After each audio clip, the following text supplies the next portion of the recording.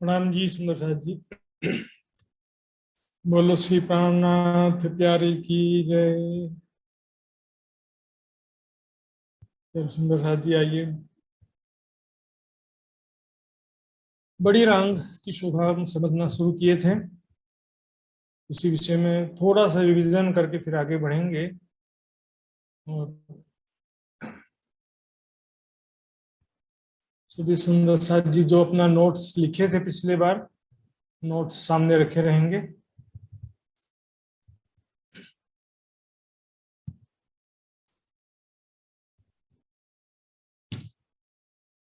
देखिए सुंदर साथ जी, परम धाम के 25 पक्ष में सबसे बाहरी किनार है बड़ी रांग। बड़ी रांग में 3 पार्ट्स हैं। एक होता महाहवेली, 80 महाहवेलियां हैं कुल मिलाकर। इसको 80 दीवाल भी बोलते हैं। ये जो देख रहे हैं हम, बहुत ऊंची बिल्डिंग है, बहुत ऊंचा भवन है ये। तो ये किस प्रकार बना है, 80 हवेलियां किस प्रकार आपस में जुड़ी हैं, और ऐसा डिजाइन किस प्रकार से कंस्ट्रक्ट हुआ, पिछले बार देखा था हमने। अभी भी रिवीजन करेंगे। उससे पहले दिशाओं और कोनों के बारे में, नीचे कौन सा दिशा, ऊपर कौन सा दिशा, राइट लेफ्ट में कौन सा दिशा है जी। तो जरा से मैं चेक कर रहा हूँ। बॉबी जी, ये ऊपर कौन सा दिशा है, ऊपर की तरफ माथी का कौन दिशा? बॉबी सुंदर साहब जी,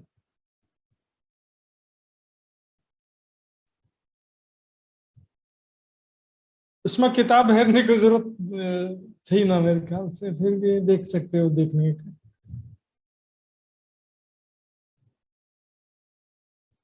नीचे कौन सा दिशा है और ऊपर कौन सा दिशा है? पूर्व। माथी पूर्व हो कि तले पूर्व? माथी। माथी। कुमार जी देख जज बना देते हैं, कनाडा का मामला भी, कनाडा भी निपटा लो आपस में। तो कुमार जी बता देंगे कि सही है कि गलत है। सर्वर सागर पूर्व दिशामा, दधी सागर पश्चिम दिशामा। हजुर हजुर, माथी पश्चिम दिशा हो बॉबी जी। नीचे पूर्व है, ऊपर पश्चिम दिशा है। राइट साइड उत्तर दिशा, लेफ्ट साइड दक्षिण दिशा है। उत्तर बनेगा नॉर्थ, दक्षिण बनेगा south, east west north south. अब चारों कोनों के नाम भी बताया था मैंने। तो फार्मूला क्या है? N V, A N V E. A for अग्निकोण, एन फॉर नैऋत्य कोण, वी फॉर वायव्य कोण, ई फॉर ईशान कोण। चारों कोनों के भी नाम हैं। तो यहां से देखेंगे, अग्नि कोण में नूर सागर, नीर, क्षीर, दधि, घृत, मधु, रस, सर्वरस। चारों दिशाओं और चारों कोनों में कुल मिला के 8 सागर हैं। उनका नाम, उनका रंग आप चित्र में भी देख के समझ सकते हो। नूर सागर सफेद रंग का, नीर लाल रंग का, क्षीर येलो कलर का, दधी सागर ग्रीन कलर, घृत सागर ब्लू कलर, और मधु सागर ब्लैक कलर, रस सागर 10 रंगों का, और सर्वरस सागर अनंत रंगों के। तो इस प्रकार ये दिशाओं का बताया था मैंने। अब 80 महाहवेलियां किस प्रकार है वो बताया था मैंने। देखिए, सागर तो नीचे जमीन में होता है और महल है ऊपर। और महल भी कितने ऊंचे हैं? 14 करोड़ 40 लाख भूम, 14 करोड़ और 40 लैक्स। इतने ऊंचे भूम हैं। एक एक भूम एक एक कोस का समझो, तो कोस भी इतना ही होगा जितना भूम है, कोस भी उतना ही होता है, 14 करोड़ 40 लाख कोस। और इसमें मैंने बताया था, देखेंगे ये एक सागर के चारों दिशा में और चारों कोनों में 8 महाहवेलियां हैं। पर इससे पहले हम 32 महाहवेलियां समझेंगे। ये देखिए, इसके चारों तरफ घेर के 32 हास हैं। 32 हास में से एक हास में देखते हैं, पहले भाग में 32 हास में 32 महाहवेलियां हैं। तीसरे भाग में भी 32 हास में 32 महाहवेलियां। ये एक महाहवेली है, ये दूसरी महाहवेली ऐसे। एक महाहवेली में देखने बहुत सारे डब्बे हैं। इसका मतलब है एक महाहवेली में 12,000 हवेलियों की 12,000 हारें। बीच वाले हिस्से में 16 महाहवेलियां, 8 सागर और 8 जिमी। क्या होता है? एक महाहवेली, फिर एक सागर, फिर एक महाहवेली, एक जिमी, फिर एक महाहवेली, एक सागर। हवेलियां तो महाहवेलियां तो अल्टरनेट आती ही जाती हैं। सागर और जिमी 3 हास के बाद आते हैं। एक सागर है, इसके 3 हास, 1 2 3 हास के बाद फिर दूसरा सागर आएगा। इस प्रकार से पहले भाग में 32 महाहवेली, तीसरे भाग में 32 महाहवेलियां 64 हो गए, और बीच के भाग में 16 महाहवेलियां, कुल मिलाकर के 80 महाहवेलियां हो जाते हैं, सागर और जिमी। तो अब देखते हैं ये जो महाहवेलियां हैं, कि बाहर 2 महाहवेली के संधि में गुर्ज बना हुआ है, इसके भीतर त्रिपोलिया है। तो 2 महाहवेलियां इस त्रिपोलियों के माध्यम से जुड़ी होती हैं। त्रिपोलिया मतलब समझते हैं ना, 2 थंबों की यार 3 गलियों को त्रिपोलिया बोलते हैं। ये देखिए, गोल गुर्ज है, और यहाँ पर यहाँ से लेकर यहाँ तक पूरी एक महाहवेली है। इसमें 12,000 हवेलियों की 12,000 हारें होती हैं। ये एक हवेली और ये दूसरी हवेली। 2 हवेलियों के बीच में थंबों की 2 हारें, 2 पंक्तियां, 2 लाइन थंबों की होती हैं। ये देखिए, फिर हवेली, फिर थंबों की हारें। इसको हम दूसरे जगह देखेंगे।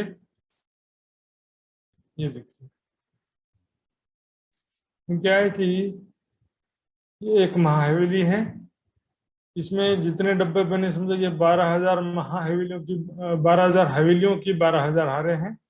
ये पूरा मिला के एक महाहवेली कहलाता है। तो प्रत्येक 2 हवेली के बीच में थंबों की 2 हारें, 3 गलियां होती हैं, जो इस चित्र में नहीं दिख रहा है। और 2 महाहवेलियों के बीच में 2 बड़ी थंबों की हारें हैं, 3 बड़ी गलियां हैं। इसके बाहरी तरफ गुर्ज बना हुआ है। तो इसका जो एक हवेली की शोभा बिल्कुल छोटी रंग की, जैसी ये बताया था मैंने, मंदिरों की एक हार है, फिर थंबों की 2 हार है, फिर मंदिरों की दूसरी हार, फिर थंबों की 2 हार है, फिर बीच में 12,000 महलों की 12,000 हारें हैं। अब इसमें होता है क्या, देखिए, चारों दिशा में बीच में दरवाजा है यहाँ पे, और उसके दाएं बाएं 2 चबूतरे हैं। ये चबूतरे और दरवाजे कितने बड़े हैं? टोटल जितना ये हवेली है जितनी, उसके 3 भाग कर दो। तो यहाँ पर 400 कोस की हवेली है, तो उसमें से 133 कोस में दरवाजे की मेहराब है, और 133 कोस का लंबा चौड़ा ये चबूतरा है। यहाँ पर 133 कोस का लंबा चौड़ा चबूतरा से चारों दिशा में है। तो इसी जगह में मंदिरों की हार, थंबों की 2 हारें, मंदिरों की दूसरी हार, थंबों की 2 हारें, और 12,000 महलों की 12,000 हारें।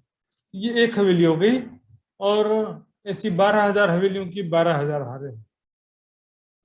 देखिए, अब ये जितनी भी हवेलियां हैं आपस में जुड़ी हुई है। एक सागर के चारों दिशा में 4 महाहवेली है, और चारों कोनों में भी 4 महाहवेली लिखी। एक ये कोने में, ये कोने में महाहवेली, ये कोने में महाहवेली, ये कोने में महाहवेली। चारों दिशा की महाहवेलियां दिखी, ये दिस एंड दिस। 8 महाहवेलियां हो जाती हैं, एक सागर के भी चारों तरफ, और एक जिमी के चारों तरफ भी ऐसे ही होता है। सागर देख रहे नीचे है, और ये टापू महल ऊपर दिखाई देते हैं। और ये जिमी, जिमी का मतलब होता है घना जंगल, पोलो जंगल, घना गहरा जंगल है ये जिमी। वनों के ही यहाँ पर महल हैं, वनों का ही जंगल, वनों का जंगल महल, वनों के रूप में महल है।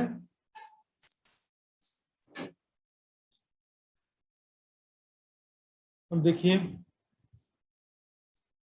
ये 12,000 हवेलियों की 12,000 हारे हैं, ठीक है ना। 1 2 3 4 5 6 दिख रहा है चित्र में, है 12,000। चिंता मत करिए, आराम से जाएंगे आज जो है, धीरे धीरे जाएंगे, कोई जल्दी नहीं, समझ में आना चाहिए। क्योंकि ये बड़ी रंग समझ में आ गया तो फिर सागर, टापू महल और जिमी में कुछ भी नहीं है, मेन यही चीज है। इसलिए आज हम आज भी टापू महल या जिमी नहीं जाएंगे, केवल बड़ी रंग तक सीमित रहेंगे आज भी। देखेंगे ये 1 2 3 4 6 हवेलियां दिख रही हैं, इसमें 12,000 हवेलियां हैं कुल। तो हवेलियों के सामने भूम भर चबूतरे से नीचे जमीन पर वन आया है, वन और बगीचे हैं जिस पर एक चांदनी चौक है। इसको कलर में भी दिखाऊंगा, पहले इसमें ब्लैक एंड व्हाइट में देख लेते हैं। तो जितने हवेलियां उतने बगीचे हैं। हवेली 400 कोस की लंबी चौड़ी है, तो ये बगीचे क्या है, 400 कोस के चौड़े हैं, लंबे 4 लाख कोस के, 4 लाख कोस। एक बगीचा 4 लाख कोस का लंबा है, 400 कोस का चौड़ा है। तो सुंदर साथ जी, यहाँ पर छोटी रंग का फार्मूला था 400 कोस का, ध्यान देंगे यहाँ का फार्मूला 1200 कोस का है। एक हवेली 1200 कोस की लंबी चौड़ी है, और जो त्रिपोलिया है, तो त्रिपोलियों की एक गली जो है वो 400 कोस की है।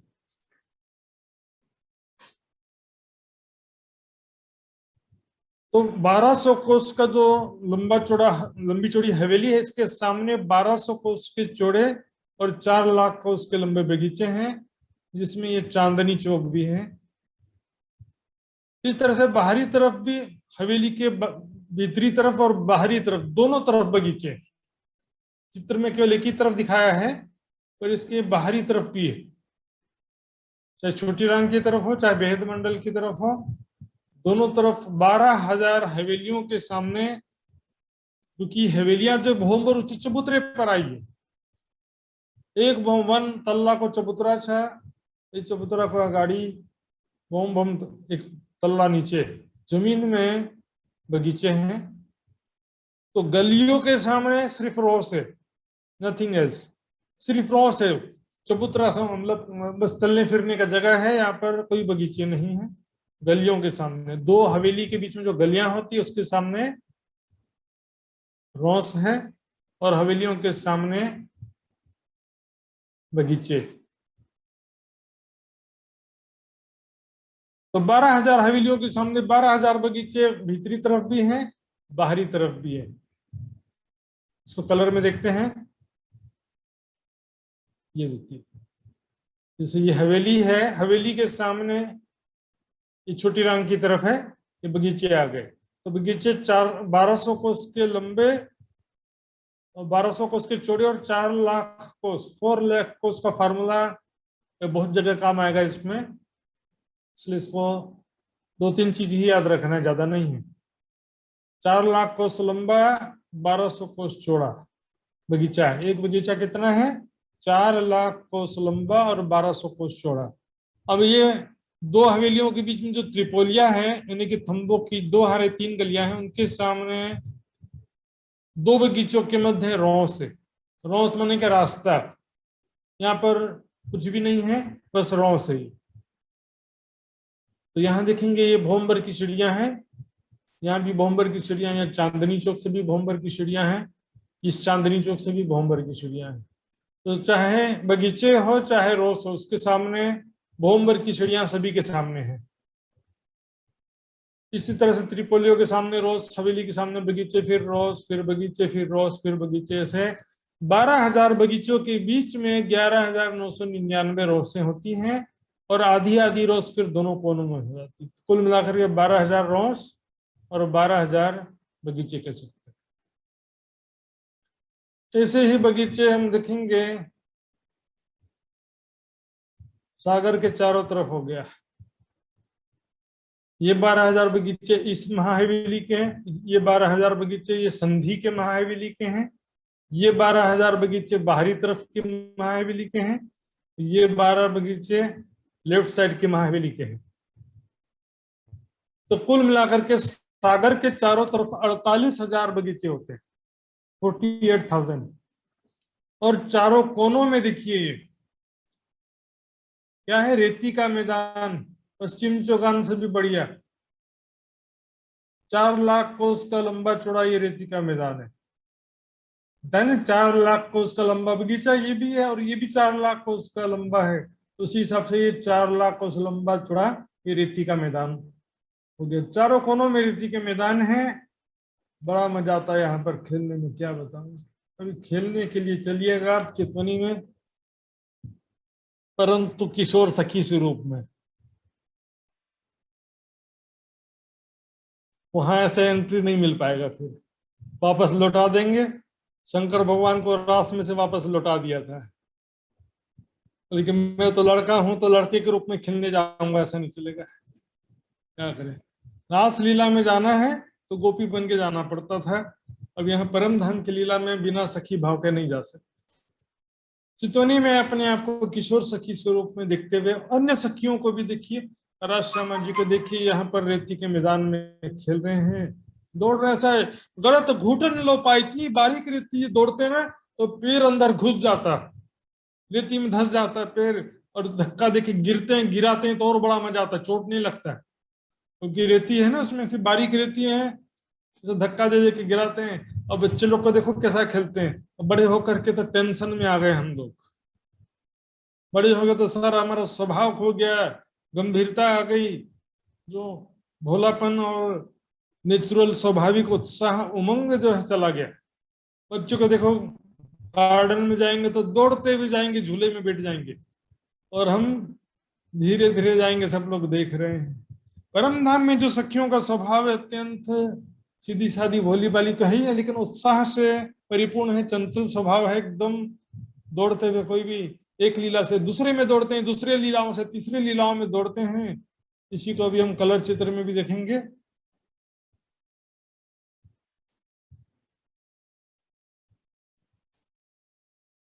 ये देखिए रेती का मैदान,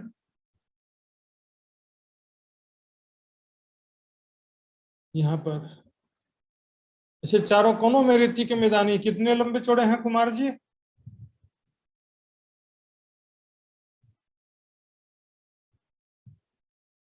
4 लाख कोस। 4 लाख उसको लंबा चौड़ा।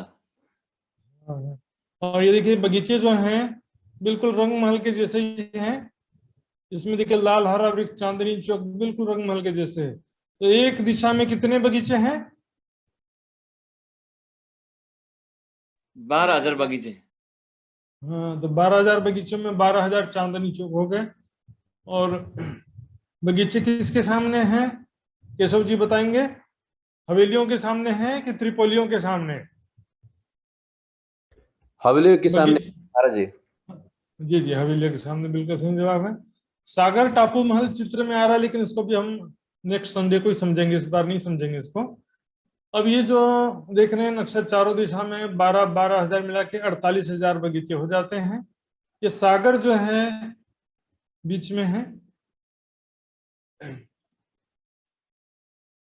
तो अब यहाँ पर कुछ चीजें हैं, देखिए ये जो सागर के चारों दिशा में 4 महाहवेली हैं, इसकी चांदनी है ये।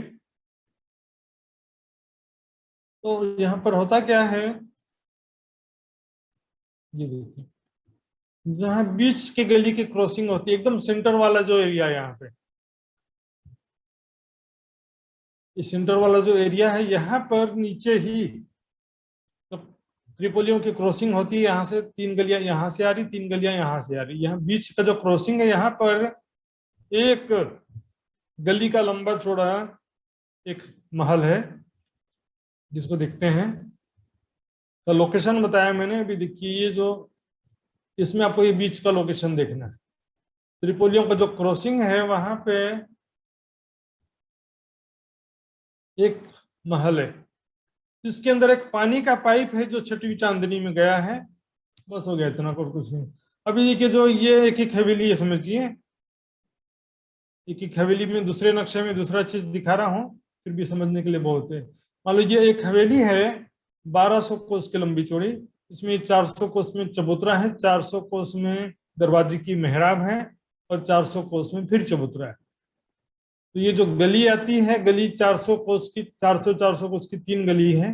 पहले गली में तो 2 चबूतरे आ गए, तीसरी गली में भी 2 चबूतरे आ गए, और बीच की एक गली जो है वो सीधे जाते हैं। उसमें भी जहां पर 2-4 हवेलियों के बीच का कोना, वहां पर भी चबूतरा है कमर भर ऊंचा, इसलिए यहाँ पर आपको इंटरप्शन तो होगा, सीधे सखियों को कोई इंटरप्शन नहीं होता है, दौड़ते हुए जाती हैं। चबूतरा आ गया तो चबूतरे के ऊपर चढ़ गए कि छलांग में, फिर कूद करके बाहर, ऐसे कूदते हुए दौड़ते हुए चारों तरफ हवेलियों के अंदर घुस जाती हैं, यहाँ से बाहर निकलती हैं सखियां और खेलते हुए। यहाँ पर बहुत विस्तारित चित्र में छोटा सा दिख रहा है, यहाँ पर राज्य समय सखियों के साथ में हम कैसे खेलते हैं। तो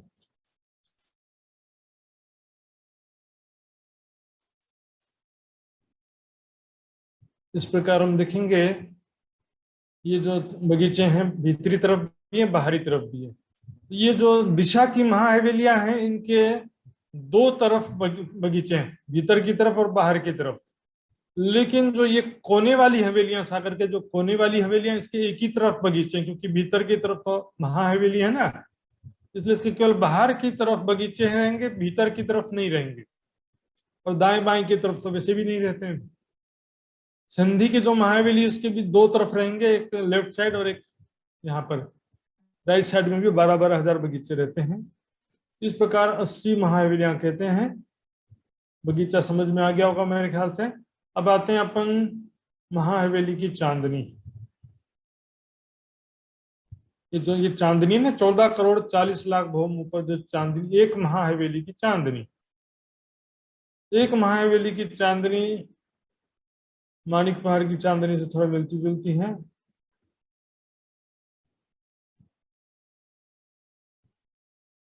ये देखिए, तो मैं आपको सही नक्शा चुन कर दिखाऊंगा। ये, हाँ, ये गया।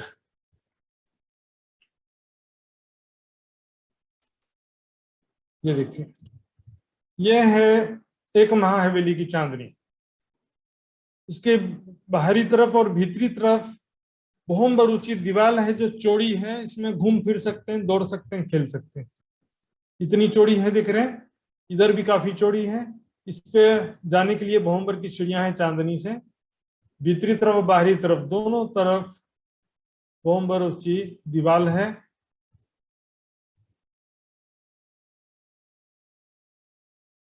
बस इतना, इसकी चौड़ाई को याद रखना नहीं, थोड़ा चौड़ा है दौड़ने के लिए। जो हवेलियों के चबूतरे थे उनके ऊपर यहाँ पर गुम्मट और मेहराबें हैं।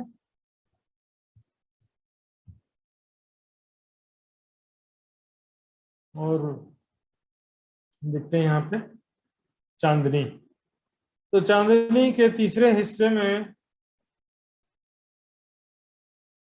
थोड़ा सा कंफ्यूजन है, क्योंकि जवाहरदास जी की बड़ी विद्वत में स्पष्ट वर्णन नहीं था। तो मैं आपको एक दूसरा नक्शा भी दिखाऊंगा, पहले इसको समझ लेते हैं। चांदनी के तीसरे हिस्से में दहलान, ताल और टापू महल। माणिक पहाड़ में गोलाई में था दहलान, ताल और टापू महल। यहाँ पर चौरस है, स्क्वायर है। यहाँ पे माणिक पहाड़ में कैसे था, गोलाई में था, दहलान, ताल और टापू महल वहां भी था। बीच में ये टापू महल है, बीच बहुत ऊंचा तालाब है, और उसके चारों तरफ ये दहलान भी है।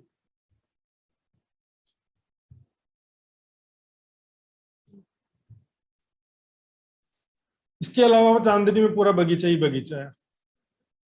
तीसरे हिस्से में दहलान, ताल और टापू महल है। दहलान में कैसा है, थंबों की 4 हारे हैं, बीच के 2 थंब 2 भौम ऊंचे हैं, और बाजू के थंब एक एक भौम ऊंचे। देखिए,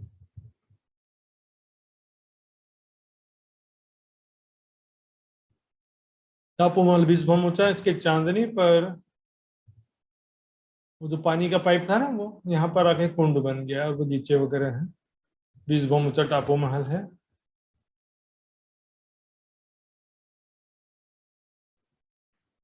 इसमें क्या वर्णन नहीं होने से चित्र का ही आधार है, उस चित्र के आधार पर अनुमान लगाया जाता है। एक दूसरा चित्र भी है हमारे सामने, ये देखिए। इस चित्र में भी मिलता जुलता बना हुआ है, लेकिन इसका वर्णन नहीं होने से कंफ्यूजन बना रहा।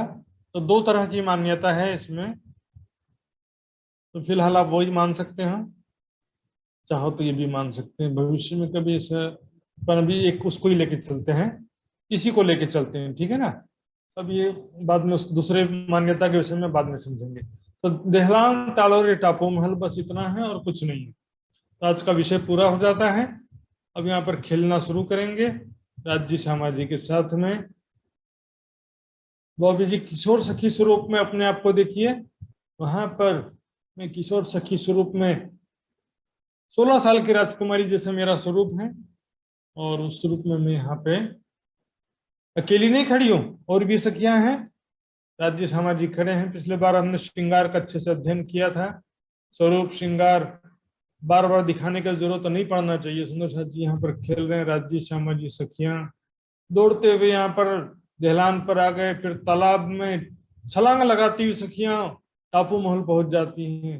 और जल के जहाज भी हैं और जल के जीव भी हैं यहाँ पे। तो जल के जीवों पे सवारी करके भी जा सकते हैं, जल जहाज में बैठ के जा सकते हैं, मोटर बोट्स वगैरह सब इच्छा अनुसार उपस्थित हो सकते हैं। और टापू महल के चांदनी में जाकर के खेलते हैं, महलों में जाके खेलते हैं सखियां। और एक किनार पर फिर ये बोम्बर की सीढ़ियां चढ़कर दीवार जो है, भीतरी दीवार और बाहरी दीवार, यहाँ पर आ जाते हैं। दौड़ते हुए बाहर का दृश्य देखते हैं, खेलते हैं और बहुत आनंद करते हैं। राज समाज का सुंदर स्वरूप मैं देख रही हूँ। कैसा स्वरूप है, केसरिया रंग की जार, सफेद रंग को जामा और आसमानी रंग की पिछोरी, नीलो पीलो पर बीच का रंग का पटका, संध्या रंग की पिछोरी। रिपीट करना ही है इसको हर चितवनी में। चरणों में कैसे किशोर अवस्था का स्वरूप है, गौर वर्ण लालक लिए हुए। चरण कमल किशोर अवस्था के अनुरूप 16 साल के लड़की के जैसा, मतलब समझो छोटे छोटे चरण, ज्यादा बड़े नहीं है, मतलब मीडियम साइज। हस्त कमल भी उसी प्रकार, शरीर भी उसी प्रकार का है। सबसे सुंदर अवस्था किशोर अवस्था कही जाती है। तो गले में 5 प्रकार का हार राज्य के जगमगाते हुए हैं। और इसको जो है आप सुबह में भी तीजी भौम में श्रृंगार कराते हैं और शाम को वनों में श्रृंगार कराते हैं। यहाँ पर अपने हाथों से मैं उनको आभूषणों का श्रृंगार करा रही हूँ।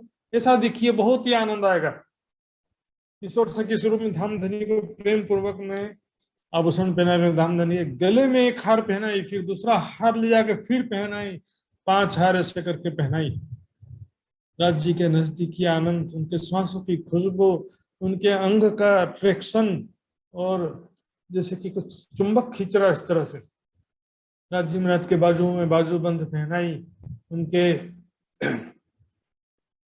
कलाई में पहुंची और कड़ा, कोमल उंगलियों में मुंदरियां पहनाई, पाग में दुदुकी कलगी, इसी प्रकार चरणों में झांझरी घुंघरी काम भी कर दिया।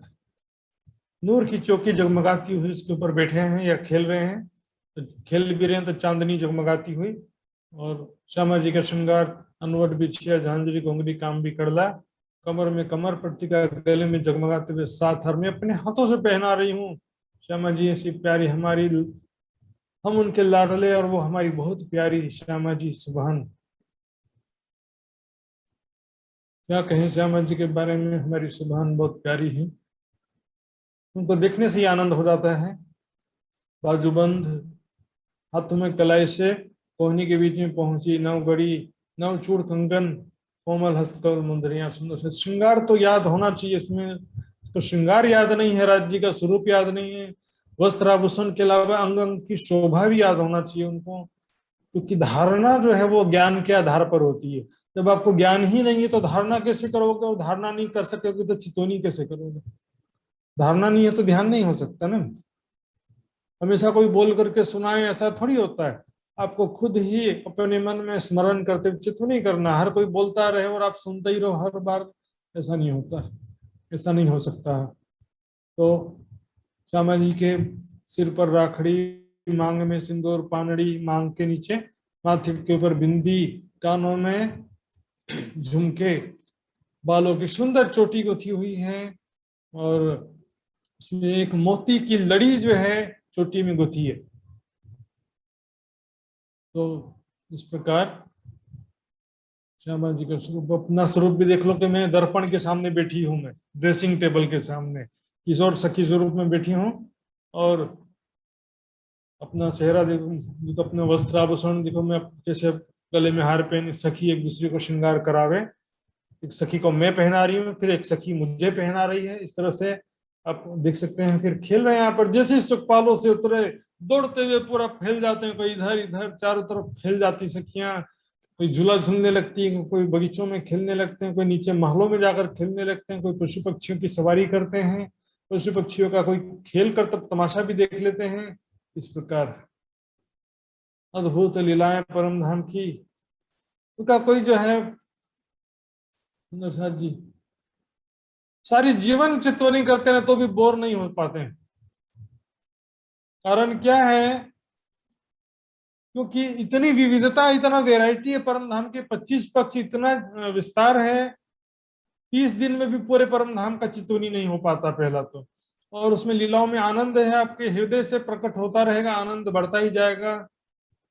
ठीक है, शेर के ऊपर सवारी करने, कभी बाघ के ऊपर, टाइगर के ऊपर, हाथी घोड़े हैं कार करते हुए, घोड़े पंख वाले घोड़े बैठकर आकाश में उड़ रहे हैं। ये देखिए, यहाँ पर बॉबी जी बैठे सखी रूप में, यहाँ पर कुमार जी सखी के रूप में, यहाँ पर ज्योति जी सखी के रूप में, सब सखियों के रूप में बैठे हैं। ऐसे 12,000 घोड़ों में सभी 12,000 सखियां बैठी हैं। सबको लग रहा है कि राज्य हमारे साथ में बैठे हैं, किशोर सखी स्वरूप में बैठे हैं अपने आप। ये सबसे जरूरी है। देखिए, तू कौन हिताई क्यों कर, मैं कौन हूं, ये भी ब्रह्म ज्ञान का जरूरी विषय है। चितवनी में बिना परात्म के भाव से आगे बढ़ ही नहीं सकते। किशोर सखी स्वरूप में देखना अत्यंत आवश्यक है। तो नरसाद जी, इस प्रकार वहां का ऊपर नीचे सभी स्थानों का आनंद लेना है। नीचे जो हम देखेंगे, नीचे का हमने देखा था भी, तो नीचे की गलियों में ये देखिए, ये जो हवेली है, गलियां हैं, यहाँ पर दौड़ते हुए एक हवेली में प्रवेश किए, अंदर चबूतरा है, 12,000 महलों की 12,000 हारे हैं, मंदिरों के 2 हारे हैं, सारी चीजें हैं इसमें। खेलते हुए अंदर चली जाती, फिर यहाँ बाहर निकलती है। कभी दिखे राज्य के साथ में, राज्य मेरा हाथ पकड़ कर मुझे खींच करके ले गए एकांत में, जैसे रासलीला में राधिका जी को लेकर निकले थे ना, वैसे। तो इस तरह से आप अनेक प्रकार से चिंतन कर सकते हैं, जो अच्छा लगता है। बस शर्त ये कि स्वयं को किशोर सखी स्वरूप में देखते हुए चित्तवनी करना है। तो सुंदर सा जी, इस प्रकार से ये पूरा वर्णन हो जाता है। आज के लिए इतना काफी है। और अब इसके विषय में थोड़ा सा प्रश्नोत्तरी का पूछने का कार्यक्रम थोड़ा सा चलाऊंगा मैं, ज्यादा नहीं, आज तो रिपीटेशन ही ज्यादा हुआ है। और चारों तरफ, एक सागर के चारों तरफ कुल कितने बगीचे हैं प्रभु जी? प्रभु जी बताएंगे क्या? चारों तरफ 48,000 बगीचे हैं। वेरी सही जवाब है। तो ऐसे बगीचे जो हैं, एक महाहवेली के सामने और पीछे तरफ, 2 तरफ ऐसे जो है, बाहरी तरफ भीतरी तरफ 12,000 बगीचे होती हैं एक महाहवेली के। त्रिपोलियों के सामने क्या होते हैं? त्रिपोली कैसे रॉस होते हैं, रॉस होता है। आपको ये सब शब्द तो समझ में आने लग गया होगा, रॉस, त्रिपोलिया। तो 6 बच्चा, ये तो 6 बच्चे तो समझ में आ ही गया होगा। आज चांदनी में हमने देखा, चांदनी में क्या क्या शोभा है? तो बाहरी भीतरी तरफ भोंबर ऊंची दीवार है, और बीच में तीसरे हिस्से में टापू महल, ताल और दहलान। और दहलान के चारों तरफ क्या है? बगीचे ही बगीचे। बगीचों में वो कॉमन रंग महल का जैसा बता दिया चांदनी में, फूलों के बगीचे, घास के बगीचे, मेवे के बगीचे, 3 टाइप्स ऑफ बगीचे। नहरें, फव्वारे उसी प्रकार हैं। और पशु पक्षी तो सभी जगह कॉमन है। यहाँ पर सागरों में क्या होता है, जैसे कि हम नूर सागर में गए तो नूर सागर के जो पशु पक्षी हैं वो सफेद रंग के होते हैं। वहां का धरती, आकाश, महल, वृक्ष सब सफेद रंग के होते हैं। जल के जीव भी सफेद रंग के होते हैं।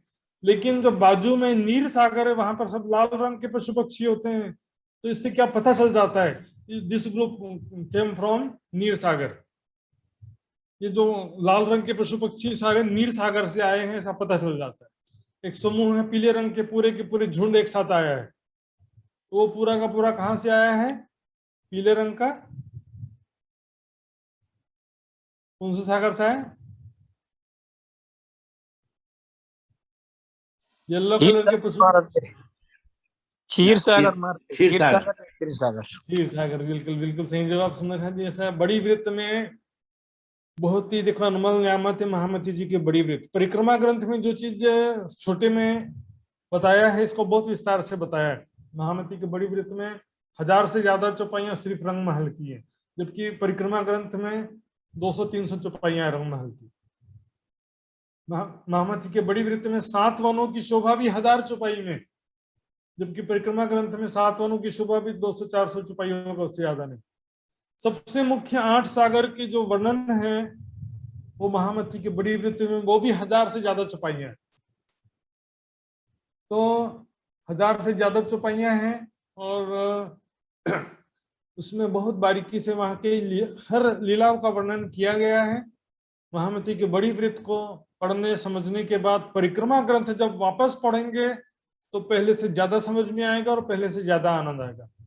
परिक्रमा ग्रंथ को समझने में उसके बाद और ज्यादा सरलता हो जाती है। सुंदर साथ जी, बस मैं अपना वक्तव्य यहीं समाप्त कर रहा हूँ। तो भी सुंदर साथ जी स्वस्थ रहें, सुरक्षित रहें, यही कामना है। बोलो श्री प्राणनाथ प्यारी की प्रणाम जी।